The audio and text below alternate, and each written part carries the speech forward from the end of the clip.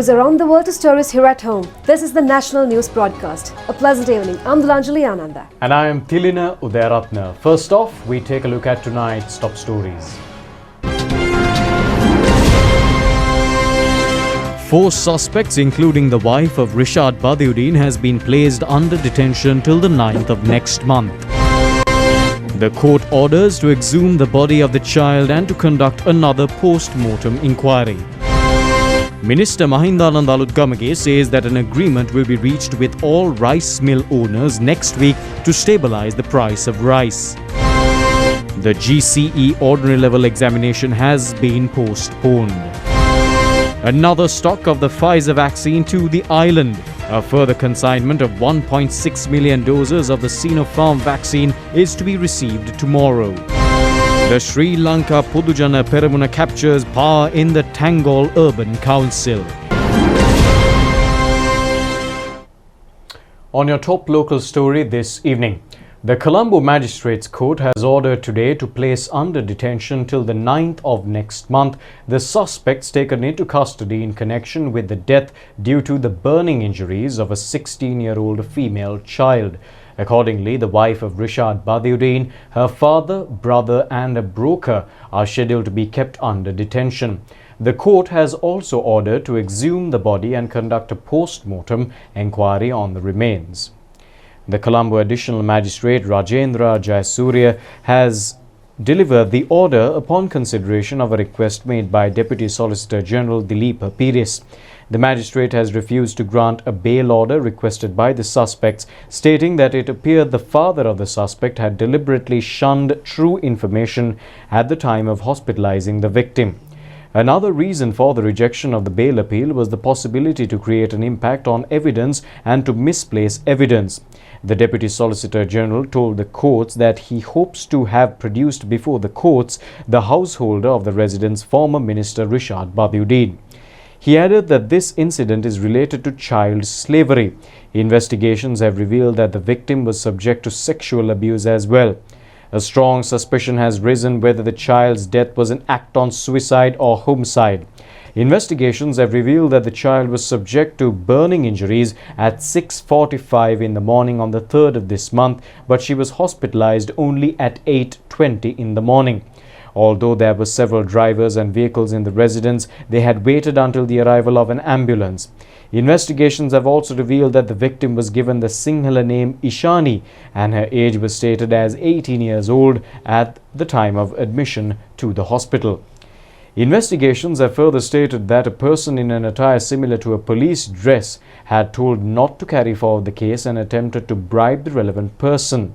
He had attempted to provide an illicit solicitation of 50,000 rupees, urging not to hand over the case to the police. The Deputy Solicitor General said that there is a disparity in the evidence provided by the suspects. They were all trying to undermine the incident. 8 CCTV cameras have been installed in the residence of Rishad Badiuddin. However, on the day of the death of the child, 6 cameras had remained inactive after 6:30 a.m. Investigations have also commenced on 9 minors engaged in domestic service at the residence. 2 of them were subject to sexual abuse by a person named Ziabdeen Ismat, who was a brother of the wife of Rishad Badiuddin.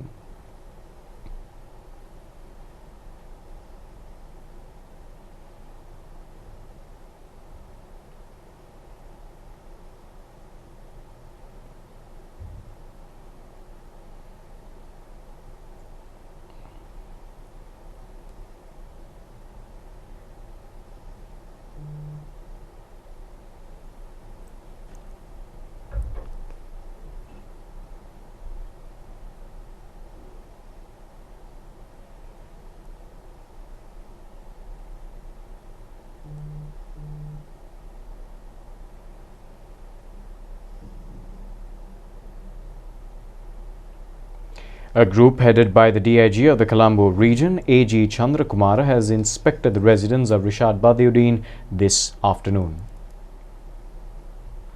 The mother of the victim, Raja Manikyam Ranjani, has submitted a complaint to the Human Rights Commission today requesting to grant justice by conducting a systematic investigation into the death of her daughter.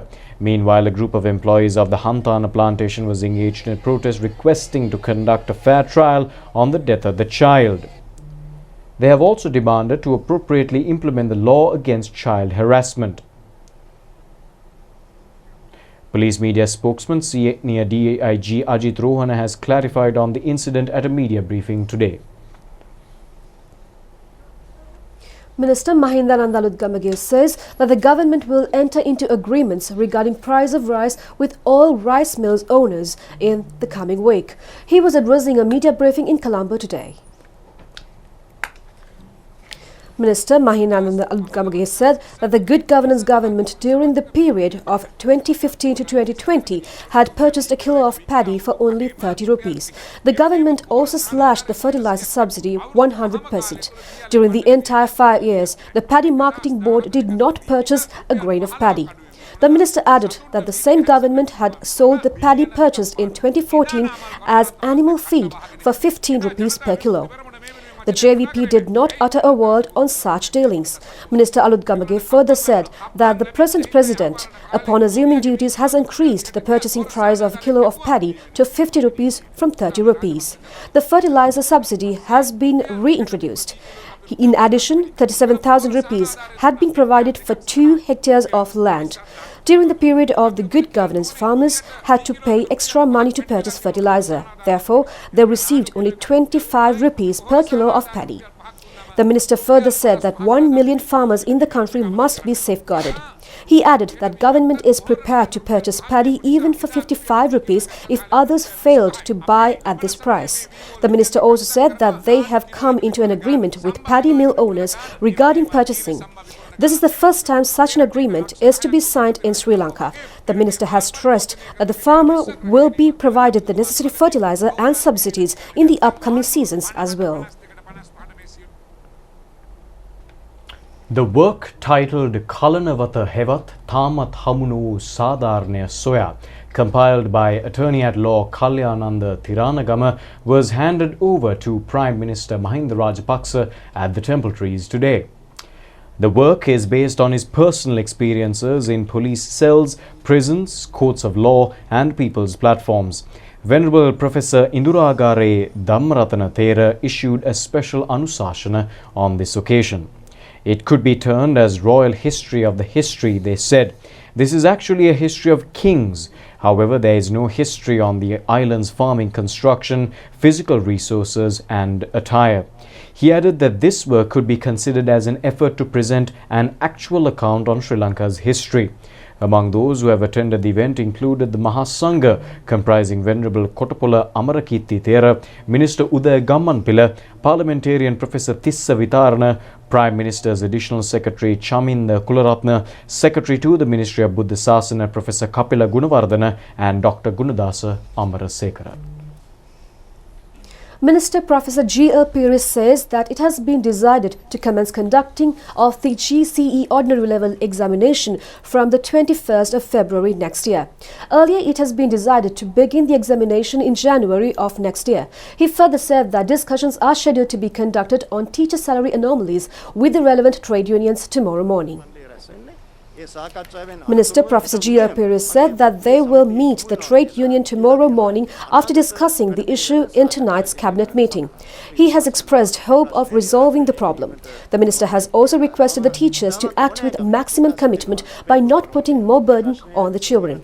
Upon continuous conducting of the online program, the government anticipates to reopen schools by the first week in September according to a detailed plan. He has earnestly appealed the teachers to extend maximum cooperation to the government in this regard. Now, taking a look at the coronavirus situation here in Sri Lanka.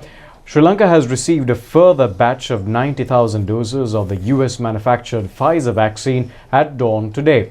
They were brought in an aircraft to the Bandaranaike International Airport. The stock of vaccines was transported to the National Blood Transfusion Centre in Narahempita early this morning to be deposited in high freezers.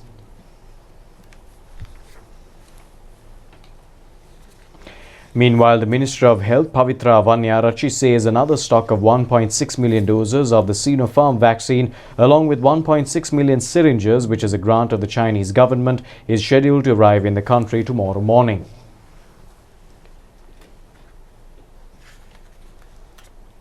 271,402 have been given the first dose of the Sinopharm vaccine yesterday under the COVID-19 immunization program. 11,485 have received the second dose of the same vaccine. 37,385 have been given the first dose of the Moderna vaccine yesterday. In the last 7 days, 1,775,195 doses of vaccines have been given to the people. The number of vaccines given yesterday amounted to 20,272. A total number of 9,240,909 vaccine doses have so far been delivered under the inoculation program. The vaccination program has been conducted successfully in many parts of the island throughout today. 1,018 COVID-19 patients were detected from the country today. 1,405 patients left hospital today following recovery. Director of the Lady Ridgeway Children's Hospital, Dr. G. Vijay Surya, says that an increase in the number of COVID-19 infected persons has been identified in the past few days. The Dehiwala Zoological Gardens, which was closed down due to the COVID-19 disease expansion, has been reopened with effect from this morning. Measures have been taken to include only 25% of the total spectator capacity under health guidelines. All national wildlife parks in the Polonnaru district have been reopened for tourists with effect from today. However, curator of the Kaudulla National Wild Park, HNPK Hettiarachi, says that permission has not been granted to reopen tourist bungalows. Police media spokesman Senior DIG Ajit Rohana says that a special police team has been deployed to apprehend the persons who violate social distancing and regulations in public. 151 persons have been arrested in connection with the offences of face mask, social distancing and quarantine rules and regulations. Total number of 53,154 suspects have been arrested in connection with the same offences. In addition to that, yesterday we have checked 5,121 persons at the entry and exit points of Western Province, along with 3,841 vehicles. However, 160 persons have been admonished and they have been sent back to their original places as they were trying to violate the provincial quarantine order, along with 97 vehicles. And the police intelligence officers have conducted surveillance operations in the Western Province, and it has been revealed that persons are moving in public places without face masks, or they have not worn the face mask properly. Therefore, from today, we have deployed special police teams in order to apprehend the persons who are moving without face mask in public places. The University Grants Commission has decided to provide a grace period from the 26th to the 30th of July 2021 for students who were unable to submit applications for university admission for the academic year 2020 to 2021 before the deadline, which has lapsed on the 18th of June this year. Accordingly, those students who could not apply online due to the travel restrictions and curfew imposed with the spread of the COVID-19 pandemic are now able to apply during the grace period. Further details are available on the website www.ugc.ac.lk.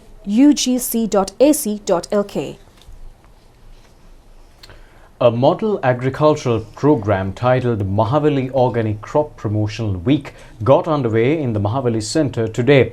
The aim of the program is to subject all cultivation areas in the 10 Mahavali zones with comprehensive organic farming. There are more than 350,000 hectares of paddy and other cultivation lands in 10 Mahavali zones. Under the program, 350,000 metric tons of organic fertilizer is scheduled to be manufactured in these areas. The program envisages a 5-point program comprising the creation of organic fertilizer zones, planting of 5 million Glyriceria plants and cultivating of mung beans in the mid-season. A handbook pertaining to organic fertilizer production was also unveiled today. The model program is scheduled to be conducted till the 30th of this month. Minister Chamal Rajapaksa said that 2/3 of the land area in the 10 zones are included in the Mahavali project. He added that a large amount of public funds have been utilized for the development of the Mahavali zones. They are hoping to cultivate not only paddy but all crops that are required to be cultivated. The cultivation targets are to be fulfilled during the year. Meanwhile, the Ministry of Agriculture and the Ministry of Lands have jointly commenced a program in parallel to the national program to manufacture organic fertilizer. An agreement of understanding in this regard was signed in the Ministry of Agriculture today.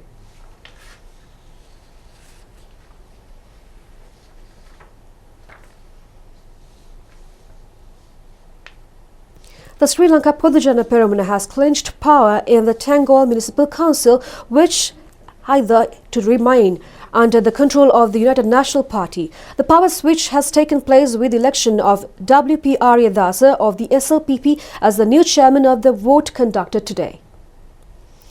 Up to now, Ravindu Dilshan Vidanarachi, who is the son of Samagijana Balavega parliamentarian Dilip Vedarachi, has been functioning as the chairman of the council. However, he was removed from the post through a gazette notification issued by the Election Commission. This was due to the abolition of the UNP membership of Ravindu Dilshan. Southern Province Commissioner Senaka Palleguru has officiated the vote to elect a new chairman today. As both main candidates receive equal number of votes, W.P. Aryadasa was elected after a toss.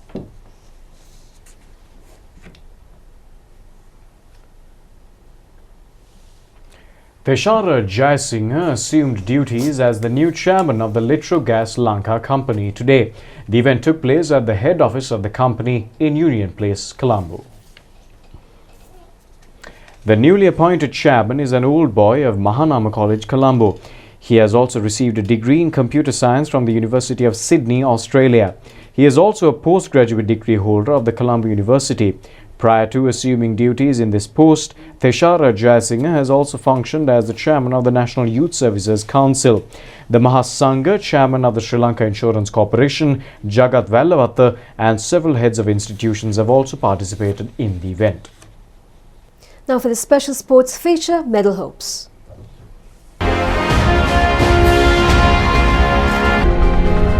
Nilani Ratnayaka is the holder of the Sri Lankan record for 3,000 meter hurdles event. She also represents the 1,500 and 5,000 meter events as well. She has been receiving gold medals continuously in the National Athletic Tournament up to now from year 2015. Nilani Ratnayaka also received the gold medal in the Open Athletic Championship tournament held in Indonesia in 2018. She has also represented the country in the quarter-final round in the Asian Athletic Championship tournament in 2019. She was placed 5th in the World Defence Services Athletic Tournament held in the same year. Ratnayaka has also won the gold medals in the 1,500 and 5,000 meter hurdle events in the South Asian Sports event in 2019. Well, that brings us to the end of this evening's Rupavahini English News. Join us once again tomorrow. Until then, thanks for watching. Have a great night. Good night.